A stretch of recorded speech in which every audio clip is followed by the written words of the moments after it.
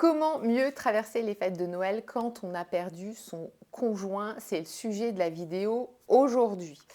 Tout d'abord, avant de démarrer sur ce sujet, je voulais remercier toutes les nouvelles personnes qui se sont abonnées à ma chaîne YouTube ces dernières semaines. Gratitude pour vous. Sachez que je sors une vidéo tous les jeudis à 19 heures heure d'Europe et 13 heures heure du Québec, du Canada. Donc c'est un rendez-vous vraiment hebdomadaire. Peut-être pour vous aussi qui ne me connaissez pas trop bien, je vais me représenter. Je suis Rachel Galerme, je suis sophrologue, je suis praticienne en journal créatif et je suis spécialisée vraiment sur l'accompagnement du deuil du conjoint. Je n'accompagne que des femmes et des hommes qui ont perdu leur conjoint, que ça fasse 2 mois, 3 mois ou 6 mois, 1 an, 2 ans, voire plus. Je suis l'auteur du livre Revivre après lui ou Comment retrouver sa joie de vivre après la mort de son conjoint, qui est un livre qui est destiné aux femmes. Mais messieurs, je ne vous oublie pas. C'est une boîte à outils vraiment pour tous. Il y a beaucoup d'hommes qui l'ont lu aussi. Une boîte à outils pour mieux vivre cette épreuve de vie, ce tsunami qui arrive dans nos vies. Je connais ce tsunami puisque moi-même j'ai perdu mon conjoint d'un suicide en 2014, Jeff, et j'en parle régulièrement. Et je suis la fondatrice du club des Yellow, qui est en train de devenir le village Yellow, avec des rencontres sur Zoom. Donc que vous soyez en France, en Belgique, en Suisse, dans toute l'Europe, au Québec, vous pouvez nous rejoindre. On fait 2 temps de causerie en général par mois, où justement là en novembre et en décembre, on a évoqué les fêtes de Noël, comment vivre les fêtes de Noël. Ce n'est pas des rencontres de conseils et de dire tu dois faire ci, tu dois faire ça. Non, chacun partage son expérience et ça c'est super enrichissant, ça donne plein d'idées et ça apaise énormément parce que dans ces temps de causerie, en fait, on parle tous la même langue, j'ai envie de dire. Et puis il y a toujours 2 temps où moi je fais des temps d'art-thérapie, des temps aussi où j'accompagne un autre expert qui intervient dans le groupe pour partager un outil, un témoignage, une rencontre. Et c'est toujours hyper, hyper riche. Et puis, il y a d'autres choses. Et donc, le village Hilo, c'est quoi qui est en train de se mettre en place? Eh bien, c'est une plateforme réservée à toutes les personnes que j'accompagne. Où moi je fais une vidéo tous les lundis, où vous pouvez créer un profil, on peut voir où sont les personnes en France ou en Europe ou au Québec. On peut trouver des ressources, il y a un centre de ressources, il y a des temps d'échange, vous pouvez poster quand ça ne va pas, poster vos joies, vos petits plaisirs, vos petites joies, vos grandes joies, ce que vous voulez, poser des questions. Donc c'est très très dynamique, c'est vraiment une grande plateforme de ressources et d'entraide et de soutien. Je mettrai les infos là sous ma vidéo. Et bien sûr, on se rencontre aussi quand c'est possible en présentiel, avec des rencontres à Paris, à Marseille, sans doute un jour au Québec aussi, mais je sais qu'il y a des femmes au Québec qui se rencontrent, des Yellow qui se rencontrent. Et pourquoi, je voudrais redire aussi, pourquoi les Yellow? Il y a beaucoup de gens qui me posent cette question. Eh bien, en fait, en 2018, quand j'ai commencé à mettre en place ce groupe en ligne, très vite, les personnes qui participaient à l'époque, il n'y avait que des femmes, m'ont dit mais en fait, on va pas s'appeler le. Faut se donner un nom, quoi. On n'est pas le groupe de veuves, là, veuves noires. Ce qui nous arrive, c'est difficile, c'est violent et c'est horrible, mais on aime la vie, on a envie de cheminer, on a envie de s'apaiser, on a envie de continuer la vie avec nos enfants, avec nos familles, avec nos amis. Et nous, ce qu'on veut, c'est s'apaiser en gardant bien sûr dans notre cœur à tout jamais notre conjoint, notre mari, notre chum, notre chéri. Mais on veut de la lumière, quoi. On veut de la lumière. Et sur mon site, en 2018, il y avait déjà beaucoup de jaunes. Hein, si vous allez voir sur rachelgalerme.com, mon livre n'était pas sorti encore. Mais voilà, on a trouvé ce nom qui est anglais, oui, qui ne convient pas à tout le monde, parce que, bon, s'appelait le groupe des jaunes, c'est pas fun. Mais il y avait ce Yellow, donc au départ, c'était les Yellow Women, tout attaché avec un seul W. Et puis, en 2021, des hommes ont commencé à arriver dans le groupe. Donc, il y avait les Yellow Women et les Yellow Men. Bon, bref, naturellement, les gens ont scindé, comment dire, abrégé le mot et c'est devenu le club des Yellow. Voilà, donc c'est comme ça que le nom est né. Et je trouve ça, moi, très dynamique et c'est tout à fait dans l'esprit de ce que je veux amener. Il y a beaucoup, bien sûr, de tristesse, de chagrin, de colère, il y a de la culpabilité. mais il y a aussi beaucoup de lumière, de joie, il y a des belles transformations, de la renaissance aussi dans ce groupe. Et ça, c'est ça que je voulais, que j'ai toujours voulu et que j'aurais tellement aimé avoir, moi, en 2014, quand mon compagnon est décédé. J'ai pas eu cette chance vraiment de rencontrer un groupe, que ce soit en présentiel, en ligne, qui m'apporte ça. Donc j'ai à cœur de vous le partager et d'animer ce groupe aujourd'hui. Voilà, donc voilà, petite présentation et n'hésitez pas à mettre en commentaire, voilà, comment ça fait écho chez vous, ce Club des Yellow. Peut-être que vous êtes dans ce Club des Yellow. Ce Club des Yellow, vous pouvez l'intégrer en début de deuil, que vous ayez 1 mois, 3 mois, 4 mois de deuil, 6 mois de deuil, 1 an de deuil. Mais même plus tard maintenant, parce qu'on a créé aussi un nouveau groupe qui s'appelle le Pont des ambassadrices, où je continue à accompagner des femmes. Souvent qu'on fait un bout de chemin avec moi, mais c'est OK pour que vous embarquiez directement sur le pont. On se réunit là 2 fois par mois. Et là où je vous accompagne vraiment dans la vie, quoi. On parle un petit peu moins du deuil, mais je vous accompagne aussi dans la vie. Et comme toutes les personnes ont vécu cette épreuve, même si elles sont reconstruites ou en train de se reconstruire, il y a toujours ce même langage qui est partagé. Donc voilà, donc je vous mettrai mes coordonnées sous cette vidéo si vous voulez me joindre.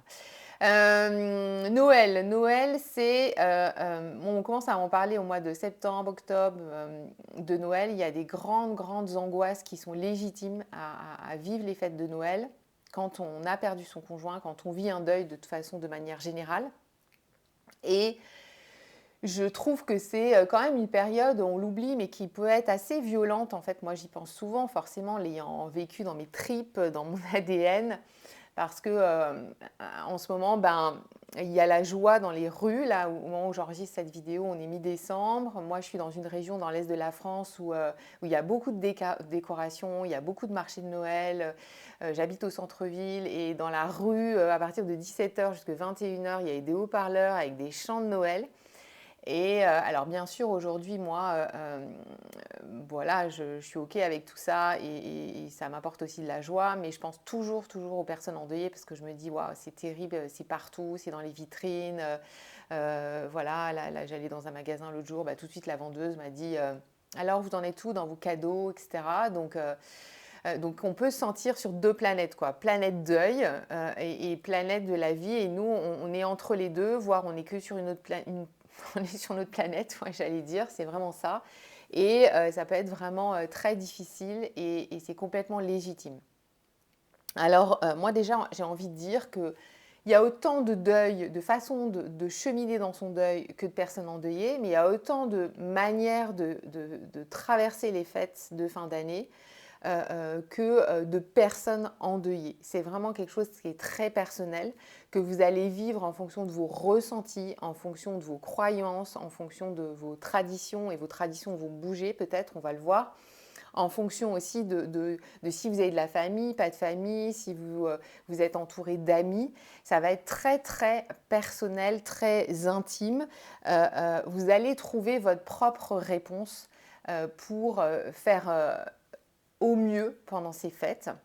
Et forcément, ça ne va pas être pump it up, la joie à 3000%. Peut-être comme les années précédentes, ça va être peut-être sans doute différent. Et il va falloir accepter aussi que voilà, cette année, peut-être la première année, la deuxième année, parfois la troisième année, oui, c'est différent. Alors moi, par rapport à cette façon unique, on va dire, de traverser les fêtes quand on a perdu son conjoint, moi d'abord, premièrement, je veux te redire, là, toi qui m'écoutes, je veux te redire que c'est toi l'expert de ton deuil. Je le dis souvent dans le Club des Yellow, c'est hyper important. En fait, c'est toi-même qui es l'expert de ton deuil. Ça veut dire quoi? Ça veut dire que toi seul sais en fait ce qui va être bon pour toi. Toi seul connais tes besoins. Toi seul connais si je fais ça, j'aurai tel bénéfice, etc. Il n'y a que toi qui peut le savoir. Tes enfants ne le savent pas. Tes parents ne le savent pas, ton frère, ta sœur, tes cousins, tes cousines. Rachel Galerme ne le sait pas non plus. Aucun thérapeute ne le sait. Bien sûr, on peut te donner des idées, on peut te faire des suggestions. Et moi, c'est ce que je fais dans les séances individuelles, mais même aussi dans le groupe. En tout cas, dans les séances individuelles, on évoque en ce moment beaucoup ça, beaucoup les fêtes de Noël. Les gens me partagent, parfois me disent, mais je ne sais pas de quoi j'ai envie. Donc, on essaye un peu de décortiquer tout ça, mettre ça à plat. Et je rappelle que j'ai rouvert des sessions de séances individuelles où tu peux juste prendre une séance individuelle avec moi, pas être obligé de prendre les gros packs d'accompagnement. Donc, n'hésite pas à m'écrire pour avoir cette séance, une séance d'1 heure. Eh bien, en fait, en discutant, en échangeant, c'est comme ça en fait que les personnes trouvent aussi comment en fait elles vont tenter de passer ces fêtes au mieux. Donc, c'est toi l'expert. Il n'y a aucun thérapeute qui sera l'expert de ton deuil et j'ai envie de dire, ne laisse personne te dire ce qu'il faut que tu fasses pendant ces fêtes. Vraiment, vraiment. Donc ça, c'est la première des choses que je voulais dire. La deuxième chose, et peut-être que tu vas avoir du mal avec cette deuxième chose, je te préviens, mais tu as le droit de ne pas être d'accord avec moi et ça serait intéressant de te lire et de me faire un pouce bleu là sur YouTube ou sur Facebook. Moi, je pense que c'est intéressant quand même d'anticiper parce qu'il y a beaucoup de personnes qui me disent « Mais Rachel, moi, je veux me réveiller le 15 février où tout ce bins, tout ce cirque est terminé. » Sauf que je suis désolée de te dire que c'est pas possible, quoi. C'est pas possible. Donc, c'est intéressant plutôt que de serrer les fesses, de tout serrer là, d'être hyper crispé, hyper tendu et de se dire je veux pas que les fêtes arrivent et d'être en résistance contre un truc qui de toute façon la date va arriver, c'est de pouvoir un petit peu réfléchir soit seul, soit avec sa famille, soit avec ses amis à qu'est-ce qui fait sens pour moi? Parce que peut-être que vous aviez des traditions que tous les ans, imaginons que vous alliez peut-être le 24 décembre pour le réveillon manger dans votre belle famille, le 25 à midi et le 25 au soir manger chez votre sœur, chez vos parents. Il y a des traditions, il y a des gens qui ne fêtent jamais Noël chez eux, ils vont louer un chalet, ils vont aller dans leur maison de campagne, ils vont aller dans un pays chaud parce qu'ils ne veulent pas non plus spécialement fêter Noël, un pays où, par exemple, un pays qui n'a pas les mêmes traditions que nous. Donc il y a peut-être, vous aviez une habitude par rapport aux fêtes, souvent voilà, il y a des choses qui se mettent en place. Peut-être que ces traditions-là, il y en a certaines que bof, vous les faisiez parce que vous étiez avec votre mari ou votre femme, mais que ça vous a jamais trop convaincu. Vous faisiez ça peut-être pour faire plaisir à l'autre, pour faire plaisir aux enfants. Donc peut-être que ces traditions-là, en fait, vous allez peut-être les lâcher pour cette année. Vous allez peut-être faire autrement. Peut-être qu'il y a des yellows qui me partagent, cette année, j'ai pas envie de faire Noël chez moi. Mais je vais faire Noël ailleurs parce que peut-être que ça va m'amener moins de travail. C'est quelqu'un d'autre qui va se charger du repas, qui va se charger de la soirée. Ou peut-être que je vais partir à l'autre bout du monde parce que je veux pas faire Noël. Il y a des choses, voilà, il y a des choses que vous allez peut-être lâcher, il y a des choses que vous allez garder, il y a des choses que vous allez mettre en place, des nouveautés aussi que vous allez mettre en place. Et ça peut être vraiment voilà, intéressant. Donc, essayez de vous poser cette question, voilà, est-ce que cette tradition-là, je la garde parce que c'est hyper important pour moi ou est-ce que je la lâche? Et on sait que quand on vit la perte de son conjoint, de sa conjointe, en fait, il y a beaucoup de valeurs qui bougent. Comme tout s'écroule, tous nos repères s'écroulent, nos bases, on va dire, nos fondations, elles se secouent aussi, elles bougent beaucoup. Donc, ce qui était important pour nous quand notre conjoint était là, peut être moins important pour nous à quelques mois, quelques années de deuil. Et puis, il y a des nouvelles valeurs, il y a des choses qui se mettent en place, qui sont nouvelles. Par exemple, à titre personnel, moi, j'ai jamais aimé Noël. Bon, voilà, je trouvais que c'était un peu chiant, surfait. Voilà, j'étais pas avant hyper famille et tout. Quand mon conjoint est décédé, j'étais encore moins. Et puis aujourd'hui, pratiquement 10 ans après, je trouve qu'en fait, pour moi, la valeur famille, elle est devenue plus forte et c'est plus important d'être. Peut-être parce que j'ai percuté que oui, tout pouvait s'écrouler du jour au lendemain, que je pouvais perdre mes proches et du coup la valeur famille, elle est beaucoup plus forte. Donc je vais J'apprécie plus de faire Noël. D'ailleurs, cette année, je vais faire Noël chez moi et chez mon chéri vivant dans notre maison. Donc voilà, donc les choses, vous voyez comme elles bougent et il y a plein de valeurs qui peuvent bouger, notre rapport aux autres, notre rapport au monde, notre rapport à cette planète, notre rapport à nous-mêmes aussi vont bouger. Donc les valeurs de Noël vont peut-être bouger aussi pour vous. En tout cas, ça va sans doute évoluer. Donc, d'anticiper, c'est une chose qui est importante, de savoir aussi, de se dire que tout le monde ce soir de Noël va penser à votre conjoint. Et souvent, on ne veut pas en parler. Ça, c'est aussi un truc qui est récurrent. Donc, tout le monde a en tête cette personne qui n'est plus là, cette personne qui est absente. Mais pour pas que tout le monde s'écroule, pour pas que tout le monde pleure, on ne va pas en parler.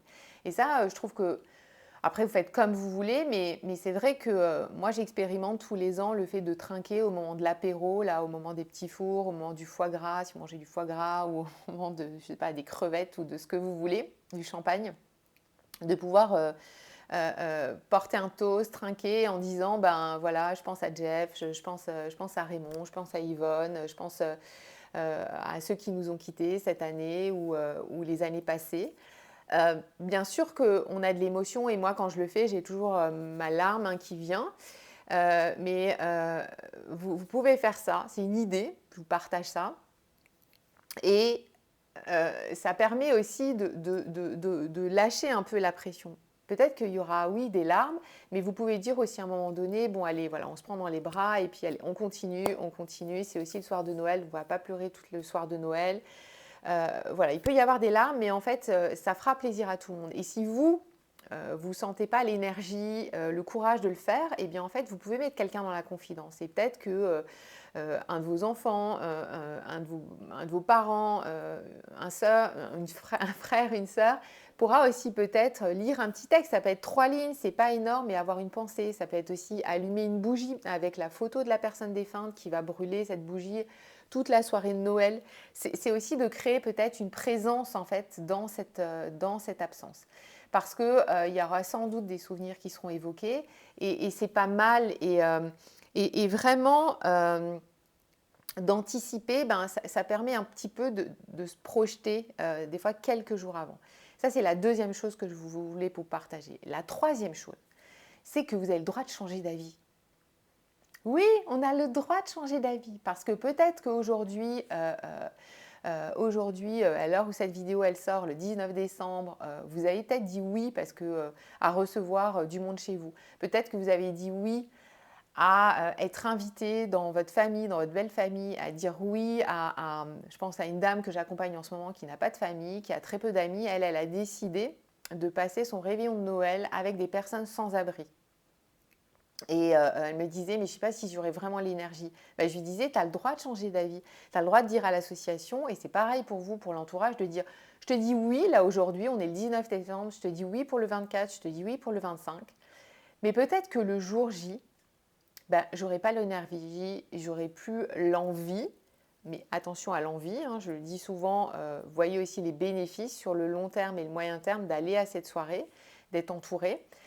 Il n'y en a peut-être pas des bénéfices et peut-être qu'il y en a. Et des fois, ça vaut le coup de se mettre un petit coup de pied aux fesses. Et en tout cas, on peut prévenir les gens aussi en leur disant, je te dis oui aujourd'hui, mais peut-être que je vais changer d'avis. Et si je change d'avis, et si je te dis non le 23 ou le 24, ça ne sera pas contre toi. Ça ne sera pas parce que je t'aime pas. Ça ne sera pas parce que je fais ma chiante là, qui ne sait pas ce qu'elle veut et qui est instable. Non, ça ne sera pas ça. Ça sera parce que je le sens pas du tout et que je suis dans une trop grande tristesse et j'ai pas envie de m'habiller, de me coiffer, de me maquiller peut-être. Ou alors vous pouvez très bien dire aux gens aussi, je te dis oui, je viendrai, mais peut-être qu'au milieu de la soirée, peut-être que après le repas, ou peut-être même pendant le repas, avant le dessert, avant la bûche, ben, j'aurais envie de partir. Et à nouveau, ce ne sera pas contre toi. Et accordez-vous ça, quoi. Accordez-vous le droit peut-être de partir ou peut-être de sortir dans la rue un peu marcher, d'aller pleurer, d'aller dans le jardin, de pleurer, de vous isoler un temps, puis de revenir après. Vous avez le droit. moi, pendant longtemps, quand Jeff est mort, je me suis forcée à faire beaucoup de choses.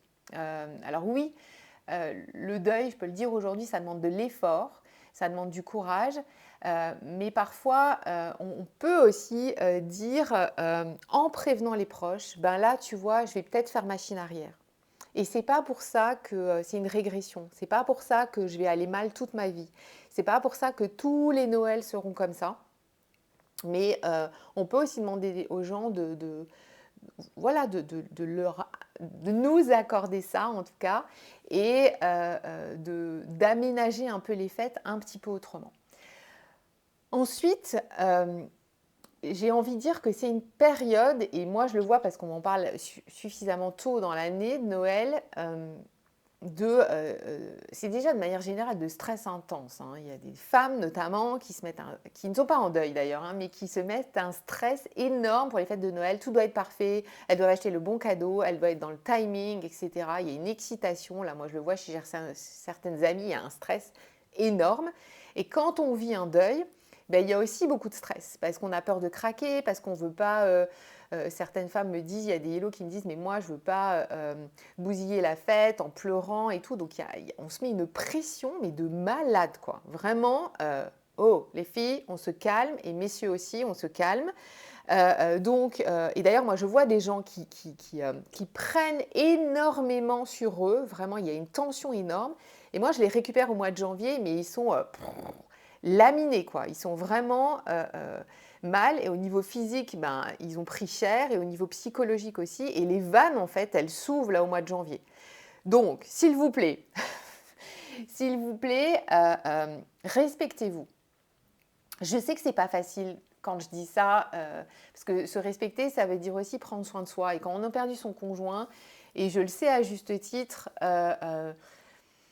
beaucoup de gens, moi, m'ont dit, il faut que tu prennes soin de toi, et ça m'énervait, mais au possible, quoi. J'avais juste envie de les égorger quand ils me disaient ça, parce que tout notre cheminement est difficile, parce qu'on doit rien, mais en tout cas, de prendre soin de soi, ça veut dire quoi? Moi, je m'apporte de la douceur. Moi, je vais peut-être aller me faire masser, je vais peut-être aller me faire des séances d'acupuncture, je vais peut-être me faire couler un bon bain, et je sais que lui ou elle est décédé. Et, on ne s'autorise pas, hein. Et tout le chemin de deuil, c'est ça en fait, c'est de s'autoriser à ça. Et on peut se dire, lui, il est mort dans des circonstances violentes, lui, il était mal, il s'est suicidé, et moi, là, je suis en train de me faire coucouner et tout, j'ai pas le droit. Et on peut se punir, on peut s'auto-saboter, on peut et c'est une étape aussi du deuil, mais on peut continuer à vivre notre tristesse, et c'est important de la vivre, notre tristesse, et de ne pas aller trop vite, mais en s'accordant des petites bulles là, de bien-être. Ça peut durer une demi-heure, ça peut durer une heure. Peut-être qu'il y a une copine qui va vous masser. Il y a une dame que j'accompagne en ce moment, elle va se reconnaître. C'est sa fille de 16 ans qui la masse, qui s'est super bien massée. Ben, de s'accorder des tout petits plaisirs, des petits moments de joie. Les Yellow, là, on fait avec ma collègue Stéphie une temps de causerie sur ce que c'est que la joie, ce que c'est le plaisir, ce que c'est le bonheur. Et puis, ils ont échangé un peu là-dessus. Et il y a des ambassadrices aussi qui ont participé à ce moment-là, et je les ai retrouvées en coaching, des ambassadrices, donc des femmes qui ont 3 ans, 4 ans, 5 ans de deuil, voire plus, m'ont dit, ben, en fait, c'était génial, quoi, de se dire ça, le bonheur, c'est peut-être pas pour tout de suite, mais on peut s'accorder des petits temps de bonheur, et c'est OK aussi, donc d'y aller en douceur, de dire, ça sera un Noël pas comme les autres. Et parfois, le premier Noël, ben, il se passe comme les autres. Il y a des personnes qui me partagent ça. Et puis pour d'autres, en fait, ils me disent, en fait, c'est le deuxième Noël qui a été difficile.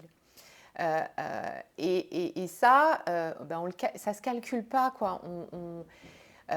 Mais de prendre soin de soi, peut-être se faire un cadeau. Exemple, il y a une dame que j'ai reçue là en entrevue gratuite. En fait, elle m'a dit, je veux m'inscrire au stage d'avril 2025, le stage Yellow, en Bourgogne, où on va travailler vraiment les émotions autrement, autre que la parole, parce que vous savez que moi, oui, la parole, c'est important.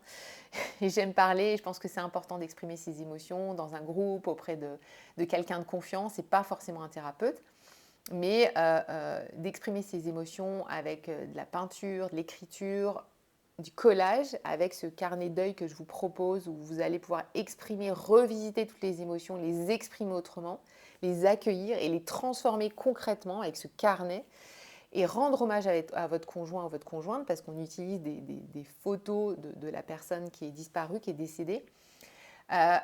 Donc ce stage en avril, elle m'a dit, et puis avec des temps de marche, de sophro, de respiration, beaucoup de temps de partage.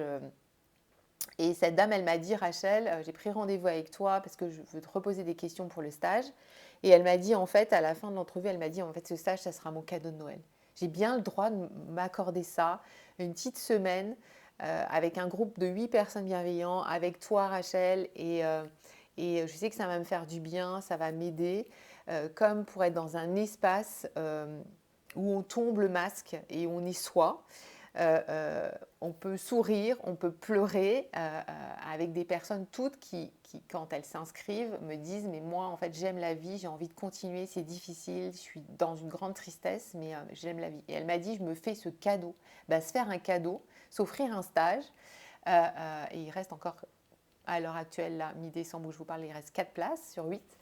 Ça peut être ça peut être se faire un cadeau ou demander à la famille, ça c'est déjà arrivé aussi, une dame qui m'avait dit, je vous contacte pour ma maman et elle veut faire ce stage ou elle veut venir dans les Yellow et moi je vais lui partager, payer la moitié de l'abonnement au stage Yellow, c'est un super cadeau. Se faire un petit cadeau, s'acheter des fleurs, des fois c'est des choses pas très chères non plus, c'est pas forcément un truc énorme, ça peut être aussi...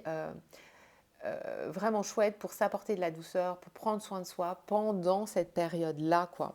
Et s'il y a de la tristesse pendant cette période-là, il y aura de la tristesse. Il n'y a pas à se juger, il n'y a pas à s'auto-flageller.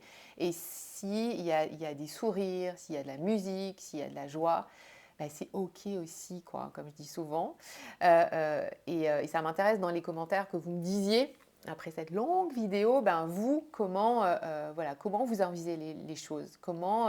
Il y a une personne ce matin qui a pris rendez-vous avec moi pour une entrevue gratuite. Elle m'a dit, c'est mon cadeau, Rachel. Elle m'a dit, je ne sais pas si après, je vais venir dans tes programmes, si je prendrai peut-être une séance payante ou quoi. Mais elle m'a dit, je trouve ça génial, quoi. C'est de se respecter en tant qu'être humain, de rebooster aussi notre estime de soi, parce qu'on sait que le deuil, quand on perd notre conjoint, notre estime, notre valeur prend cher aussi parce que il y a tout qui s'écroule, notre confiance en nous aussi, il y a une grande insécurité qui se crée et c'est légitime, c'est normal. C'est important en fait de s'autoriser ça, de s'apporter un peu de chaleur soi-même, de compter peut-être sur les autres, mais parfois de compter aussi sur soi parce que nous, on passe 24 heures sur 24, 7 jours sur 7 avec notre corps, avec notre peau, avec notre cerveau, avec notre tête. Et on le mérite en fait vraiment, vraiment, vraiment. Et si tu ne me crois pas, je te le dis là, tu le mérites aussi toi de t'apporter de la douceur. Et en conclusion, j'ai envie de dire aussi que, ça c'est vraiment pour conclure, c'est que peut-être que c'est ton premier Noël sans ton mari, sans ta femme, peut-être que c'est ton deuxième, peut-être que c'est ton troisième, mais tu vas voir aussi un changement, une évolution. Sur le village Yellow, là sur la plateforme, il y a une dame qui postait une photo de ses décos de Noël et qui disait c'est mon troisième Noël sans mon mari et c'est la première année où j'ai envie de sortir les décos de Noël et je prends plaisir à décorer ma maison, à refaire un sapin de Noël. Et donc on voit bien que ça évolue. Pour certaines personnes, ça va peut-être mettre plus de temps. Moi, je le vois fort dans les Yellow parce que quand vous êtes porté par le groupe des Yellow, quand vous êtes accompagné par moi, c'est aussi une façon de se dire je vais pas aller plus vite parce que moi, je ne suis pas magicienne.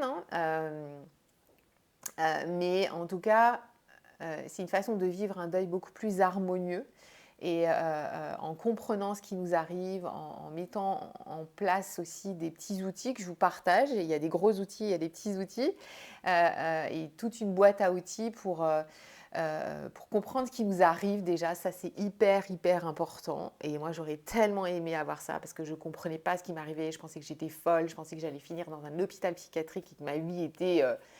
je le dis avec plein d'émotions encore aujourd'hui, 10 ans après, mais que ma vie était foutue, alors que c'était pas vrai. Mais j'aurais aimé en fait qu'on me donne des outils j'ai rencontré plus tard des personnes qui m'ont donné des outils, et notamment là, dans le groupe, on partage aussi des petits outils pour mieux traverser les fêtes et mieux cheminer pour soi, mais aussi avec ses enfants, que les personnes ont et pas d'enfants d'ailleurs, ou des petits ou des enfants ados ou encore des majeurs. Voilà. Donc c'est ce que je voulais vous dire dans cette vidéo cette semaine, vous dire aussi que je suis tout cœur avec vous, vraiment. Je vous envoie plein de douceur. Je vous fais un gros, voilà, un gros hug, un gros câlinou, vraiment. Et puis, j'aurai grand plaisir à vous répondre là dans les commentaires. Et je vous retrouve jeudi prochain pour une nouvelle vidéo. À bientôt. Bisous.